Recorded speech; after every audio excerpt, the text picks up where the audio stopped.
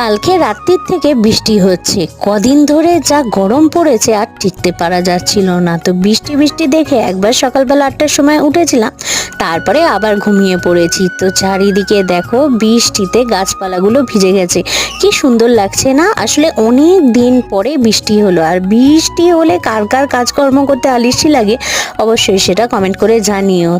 আলিশি করে কাটাতে কাটাতে কিন্তু বেশ বেলা হয়ে গেছে, প্রায় 11টা 11:30। তো কোনো রকমে উঠলাম, চোখে মুখে জল দিলাম, জামা কাপড়টা চেঞ্জ করে নিয়ে ঝটপট সকালে ব্রেকফাস্ট করে নিলাম। আর ঘরে দেখো কিছু ভেজা জামা কাপড় মেলা রয়েছে, সকালবেলা করে নিয়েছি হচ্ছে চাউমিন। আর এখানে যে গোলাপ ফুল আর রজনীগন্ধা ফুল, ওইটা কালকে ফুলের মধ্যে ছিল, তাই একটু জলে রেখে দিয়েছি। এখন ছেলে আর আমি বসে চাউমিন খাবো। খাওয়ার পরে আজকে যেহেতু বৃষ্টি বৃষ্টি ওয়েদার, তাই মেনুতে রয়েছে খিচুড়ি, আলু পটলের তরকারি আর পাঁপড় ভাজা। আর বৃষ্টি মানেই তো খিচুড়ি।